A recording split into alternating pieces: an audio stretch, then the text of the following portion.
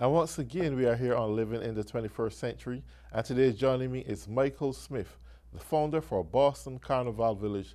Michael, it's a pleasure to have you here today. Yes, sir. Thank you so much. I appreciate the invite. Well, thank you so much for coming. Yeah. Yeah. Well, I mean, there's so much to talk about. Yes. You as the commander chief of Boston Carnival Village, and you've been doing this for like 20 years. Yeah. I just not too long reached out to you for some help in doing a similar function like this come next year, 2020, here in Newton. But tell us a little bit about yourself and what got you into developing Boston Carnival Village. So forth. Long story, but I'll give you the cliff notes. Sure. I came here from Trinidad in 77. Okay. Signed up for Northeastern University. I spent 5 years there on the co-op program. Nice. Got my engineering degree. And at the end of that, I had a plan, just go work, do my stuff. But I started getting a call from a friend of mine. Okay. She says, you know, I need you to join the Carnival committee. You've got to. We need somebody with your skill sets to join it. Yes. So after trying to avoid her for about maybe a year or so, I decided, go join it. I did. Spent maybe about 10 years there, and it was all for nothing. Well. Because doesn't matter what I put on the table, it never flew with the leadership. Don't know why or what, for whatever reason, but eventually I got frustrated at that because I hate wasting my time. Yes. So I left, or I like to say they kicked me out of there, and I decided to form Boston Carnival Village. Nice. The idea is to turn that village into a real village of Caribbean culture. Correct. An annual thing. I want a carnival village in Boston. So I started out on the website, start putting it together, etc., etc. The website's been out there now for well over 20 years, and it is the place that everybody goes to find out what's going Nice. on. But this village thing is where my focus is right now. Yes. And I'm doing some things to build that as we move forward. Great. Yeah. Well, I understand even most recently you would have had some success in publishing a book Yeah. representing the Caribbean culture and all that kind of stuff. Tell us Yeah. a little bit about that. Well, the book came about from other things that I've been doing. Always had this love for photography Right. since a little guy coming up in the Caribbean. You know, this one guy took photographs of me and my brother and sister when I was maybe 5 or so, and it never left my head because I keep trying to figure out how did that happen. Right. What was the process? Anyway, after I got out of college in '83, I went at that real hard to learn everything I can about photography. Read, take pictures, the whole 9 yards. Started shooting. I had a couple of photography exhibitions. And somewhere in there, after I left prior to leaving the Carnival committee, the organizing committee, Right. I started to document the Carnival every year. So although I played mass and I participated in all that stuff, I decided I have to document this stuff. Because for some unknown reason, I started looking at the Carnival in a different light in terms of, I started looking at it like art. After I see what these people do to create these costumes and get it on the street, and I see it like, you know, they make the costumes come alive. Yes. So I started documenting it. I had a couple exhibitions, and I have well over 20,000 images on this Boston Carnival. So I started thinking about doing a coffee table book Yes. to put these images in there, and that's where that came out of. I think that's a book that you just written. I think we can have that book put up on the screen. Yes. Because I think you have some good information that you can speak The to book us. is 300 pages, right? About 8.5 by 8.5 square. In addition to the images, they're broken down by years. Right. Starting in 2005 all the way to 2015 years. And in addition to that, there is timeline information, stories that I wrote and I put in the book. So it tells you when it started, who started it, different things about the carnival, even these massive, huge costumes that is built. It talks a little bit about wire bending and what's involved in bending wire and the specialty these people have to make all that thing done. So all that is in the book. Released it in August. And the campaign now to get the word out on it. But in addition to documenting Boston Carnival in that way, I really want to use the book to present to people, whether it be sponsors or political people, to show the dynamics and the beauty of the culture. Right. Hoping that I could get more support from them to do some of the things that we could really do with Boston Carnival. I think the people that's running it now, Boston Carnival is really being run at what, 1% or less of its capability. Because I firmly see the carnival, or I have this dream of the month of August being all about the Caribbean culture. Right. The whole month of August. I want to see events all over the city. Right. Culminating in the last week of August around the carnival culture. Right. So, on that note, because I think it's vitally important for businesses, not only in Boston, here in Newton and other cities that deal with Caribbean festivals and so forth, its economic impact. What word will you have to say to businesses in order to get them contribute to the art form, the Caribbean art form as an imported culture in the United States? Is there a word would you like to state to those people or give to those people that could encourage them? Yeah, I found out that if we can show these people how it can help their bottom line, which is make money, revenue, that will work.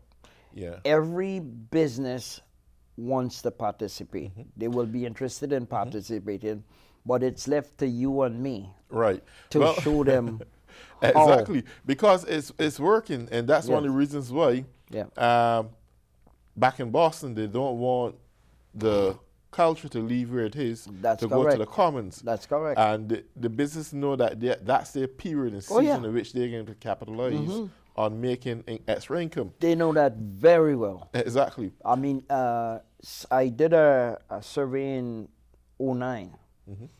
Some of these people, that's their biggest revenue collecting day. Yes.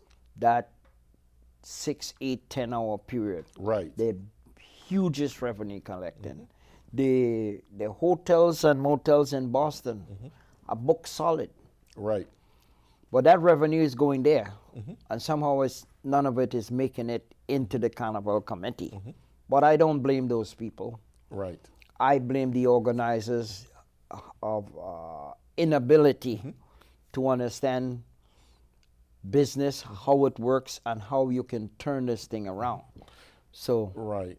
But is there a way also, because I recognize there's so many different art forms within this village. Right. Even those that you talk about building the costume. Yep. That take a very smart person to design. Is there any way that talent or character can be passed on to younger generations? Well, my solution for that is I want to have discussions with the mayor because every summer the mayor and the office, they have work for the young students. Right. I want a bunch of these young students to work in the mass camp. Mm-hmm. Teach them the art of making the costumes. Right. Give them access to whatever they need and teach them and show them the tools how to make it. Mm-hmm. That's the way we will grow the carnival into the future. Yes. Because they are the leaders of tomorrow. But working with the city, where they are going to pay the salaries of these students, because they have summer programs now, Right. where they pay them. But I'm saying, okay, we need 25 students at the mass camps. The second part of that, however, is the mass camps, or the people that's running the mass camp, they have a 9-to-5 job like everybody else. They literally come there at night or late in the evening to do their work. So we will have to find a way, working again with the city, that the mass camp is open during the day with people there running things, and these kids come in and don't waste their time. You see what I'm saying? So all those dynamics have to change. Right. For which, by the way, Boston Carnival Village has a plan. Nice. Well, you know, what was you're talking about that I saw so vividly, the combination of so much elements that exist within this this festival. Is there a package that can be put together in a form that can be utilized in colleges as an extra curriculum or a part of their curriculum when it comes to the performing arts? Because what I think, our culture just can't be seasonal. I think it can be made into a part where academics can use that to build some form of credit. I think we can make it a part, we can make it an academic package out of this whole thing. Yes, which would be good can. too for those who are in the performing arts. Because I think the performing arts represent not just the art form, but it's that kind of academic substance that comes out of it, which I see clearly exists in elements of the Boston Carnival Village. I think the steel pan, the arts and craft of making the costume, and what's involved in coming up with an idea, coming up with a theme Yes. to create a band. All those things can be taught Right. in a community college, what have you. But again, you need leadership with a vision to pull that together, and then find the people who has a skill set that will go into the community college and work with the professor to come in and do these demonstrations and workshops and so on and so forth. Right. But there's a way to do it. Can be done. But even out of that, can we have a professor established out of the same Boston Carnival Village? It can be. Yes, it can be. So professional that it can be taught as a subject itself.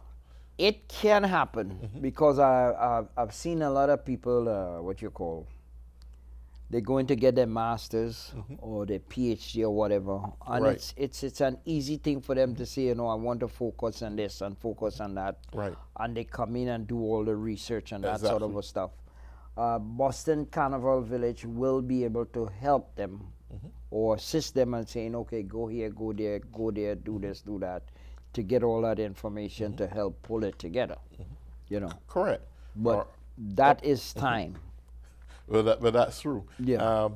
So my other word is, in this case, is that can Boston Carnival Village, rather than seeing themselves function as a seasonal organization, see themselves more as an all-year round organization, not only applying to the marching up and down the streets and showing off their costumes, but the Carnival Village now can have the Caribbean art forms, where that now is a subject. So someone can get an associate degree in the Caribbean art forms or a degree Caribbean arts. in Caribbean art, something like that. I think the thing about the Caribbean arts is available now. Okay. But through Boston Carnival Village, at this level, no. But you ask about making it a 12 months thing. it took me a long time to make the website a 12 months thing. Right. Okay. By adding other things to it and trying to keep it important. Right.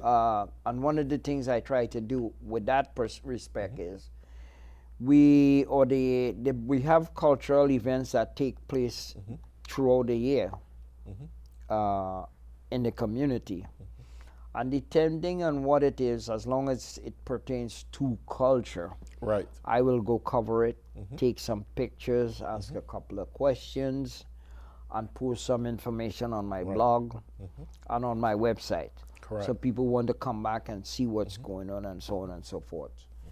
The other part of that is I'm trying to find a way to get the word out to these organizations. Right. When you're planning an event, contact us Okay. so we can help you promote it and get the word out there. Yes. And let them understand that the platform Boston Carnival Village Right. is the place you really want to put your stuff and help create Right. Exactly. that backwards and forward thing. Okay. That is taking some time, but it's on the way. It's happening. Okay. Okay. You have a face mask. Could you explain a little bit more about face mask? I know there's something you're doing every year. Face mask going on 10 years. Out of the survey I did, I found out a lot of people come into Boston and don't have a lot going on. Right. So I thought about a way I could tie the culture of Juve Yes. into the city of Boston Right. and give people a package that when they come, they have a good time. Yes. So essentially, face mask is a takeoff on the Juve, where I ask people to dress down.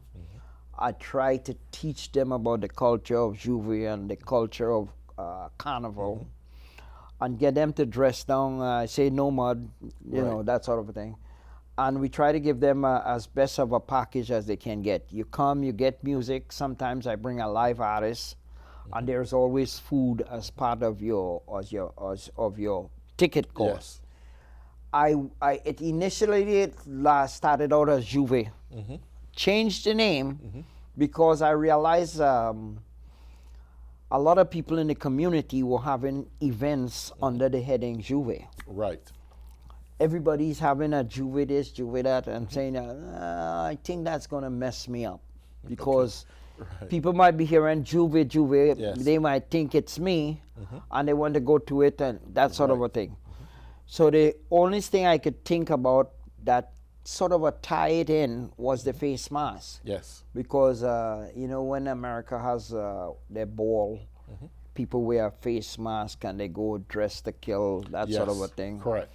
So I took off on the face mask aspect of it. Okay. And when you look at the definition of what face mask is, it brings you right back into the Juve. Right. And one of the things we do, not only do you get a plate of food and all the music and all of that stuff, everybody gets a face mask when they come to the cruise.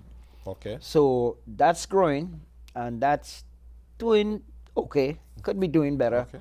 But it's one of those ideas that I have that if I ever get the chance to run the big thing, there's going to be a whole lot of stuff coming in this city. Correct. People is going to be saying, whoa, what's going on? I want to ask a question on that topic. Yeah. Do you believe that when city representatives from different cities sit back and see the Carnival Village or the Caribbean Festival in Cambridge and things don't seem to go their way or what they expect and they want to call it off, they don't want to have it the next year because something happened, do you really think that these people understand clearly its economic impact or what it's doing for the city? They don't. And I'll demonstrate that real easy for you. Yes. You look at the people running Boston Carnival right now. In my survey says we should be doing well over $4+ million a year. Toronto Carnival does over $400 million a year. That's money they're bringing into the city. Yes. In Boston, the people that's running Boston Carnival is still begging the city for money. So In this day and age, after what, 30, 46 years, right. they're begging the city. Oh. So in New York, where this happens, Yep. it is generating over $400 million. No, Toronto. In Toronto, I don't know okay, the in figures Toronto. in New York. New York is generating money for the city also. Nice. But I know Toronto, because they're so business oriented and on track. Well, You have these what figures. what I think in this case, since you are the one with the vision, because you got everyone want to be the head hunchers, and they're getting nothing done. They're not Right. impressing the Right. governments, the local government. They're not seeing really any economic benefits coming. Every year you're coming asking for money to Yep. put this thing on, and yeah, I mean, if I were a government representative, I would ask, well, hey, how is it benefiting Correct. us? We are not getting anything. That's from it. correct. Its purpose is being defeated, and the reality it should be making money for the city. That's correct. Now, in your case, since you have the vision, bypass all those people. You're at the founder of Boston Carnival Village. Bypass those people, put together a strategic plan, speak with the mayor, and say, well, listen, for these years that this thing has been going on, we had some people that were amateurs. They just think they're doing the right thing annually. Right. Well, I'm the one with the vision. I'm the one with the knowledge. This is what we can do here in years to come. Support me in this year. Let's put on a new, different Boston Carnival Village, and reach out then to those corporate investors. Hold a town hall meeting if needed. Invite these investors to come in, educate them as to what impact you're looking at, and see where we can go from there. Well, that's why I'm targeting Roxbury Community College to do that event I want to do. right. I'm targeting them. I'm using the book as this is what I can do. This is my vision. Right. I need your support in making this happen. Yes. And I think if I get the sponsors to do what I want to do on the campus of Roxbury Community College, that's the next step for me. Yes. Because the next big step for me is that thing I want to do at TD Gardens. Right. Okay. The next big step for me is to be able to put on that soca calypso show Yes. on downtown City Hall Commons. That's the next thing I want to do. Right. You follow? So if I am successful in being able to convince the people with the money to sponsor my efforts, Roxbury Community Campus, TD Garden, downtown City Hall, I mean downtown Boston on the Right, on the Commons. gardens there. Once those things blossom, boom, there's no turning back, and that's exactly what I'm trying to do. Right. Could you, at the said very time, in the process of doing that, get together some interested folks? I mean, they may be so grown into it by now that they may not want to hear anything from you. But is a possibility that you can get together some younger folks and re-educate them as to what these benefits are? Let us work together as a team to put on something new. Because you can't deal with the same old folks. Right. They're not going to. Well, I think that's not a problem. My big effort right now is to convince the business community Right. to buy into my idea and get their support. Because that thing I told you I want to do on the Right. campus of RCC, I can't do it. I need people. And the people I'm targeting to do that is some professionals and young people, especially the college types. Well, I'll tell you what. I think for this event or for that move, get into the Boston Chamber of Commerce. If you're not there already, this is the best methodology to work it through. I was a member of Boston Carnival, not being Boston Chamber of Commerce, but unfortunately, I wasn't doing anything much in Boston because I find that there's so much confusion surrounding Boston getting things done that I said, well, you know what? Let me work here in Newton. and it worked pretty well. No, I Things worked agree with pretty you. well. But I think Boston has a whole different ideological concept and how they perceive things. Correct. And if there's a possibility where Yeah. you can work through the Chamber of Commerce, Yep. host a conference, invite all those corporate Boston, invite them together, whether it's at a luncheon or something, arrange with some kitchen or some food place, but do a nice conference, put them together and educate them. PowerPoint, how it's going to benefit their organizations, just show them what you're bringing to the table. Forget the old concept, because they never do something like this. Correct. They don't have that concept. So get into the Boston Chamber of Commerce and hold every bull by the horn. Right. Attack them head on. And I'm sure you may not get all, but you're going to get some. The book is the calling card. Right. I am in the process of trying to get every one of them a complimentary copy of the book. Yes. And the next step is organize a meeting, like you said. Yes. Where I want to meet and speak to all of them. And all I want the Chamber of Commerce, let me rephrase that. I want to meet with the local politicians, especially those living in the community. Yes. And I want to use them to introduce me to the Chamber of Commerce. Yes. And once I get into the Chamber of Commerce, I am ready with the PowerPoint, the books to demonstrate what I've done with the books, to convince them why they should be going on me with the event that I want to do at Roxbury Community College. Well, and that's just a start. Call up the president for the Boston Chamber of Commerce. Talk with him one-on-one. You say, well, look, join the organization. Just join the organization. But meet with him, explain the strategic plan that you're planning to put together. And ask him to give you the best way of going about bringing these people together. Deal with the bull by the horn. Right. Speak to the president of the organization. Don't wait to be introduced. Call him up, talk to him one-on-one. That's what he's there for.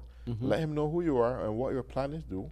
And probably host a lunch, dinner, something with him, and get it moving, because I think the Caribbean culture has a lot to offer, not only for themselves, but here in Massachusetts and United States as a whole. They make significant contributions to the gross domestic product and so forth. So they do. I think we should definitely get well, I haven't think about going them in that way directly, but I'll certainly put it on my my list of things to do. Okay. Because I already went and looked them up. I can't remember. I think a woman is running it now. Okay. If I recall. Okay.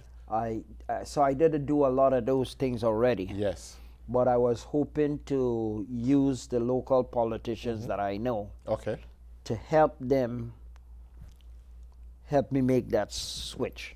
Okay, great. But I think I'll take your idea, call the person, and see if I could send them a copy of the book, and see if I could get a meeting with them. Nice. Okay. Because I'm boiling over with ideas. Okay. You got to get them up there. Well, on that tone, we come to the end of our program. And Michael, it was a pleasure having you here on the show. Thank you, man, Errol. It was come back beautiful. We can work together. Yes, sir. Yes, sir. Sure. Much appreciated. Right.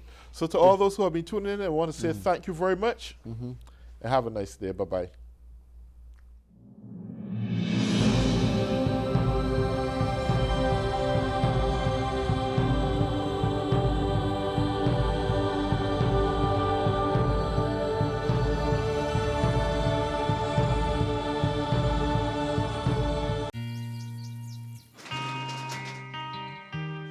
I've got a job to do today.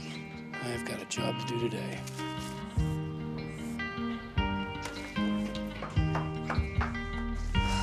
Have a good first day at work, Mom. Your donations to Goodwill fund job training programs right in your community. Feels good to start fresh, right? Sure does. And like that,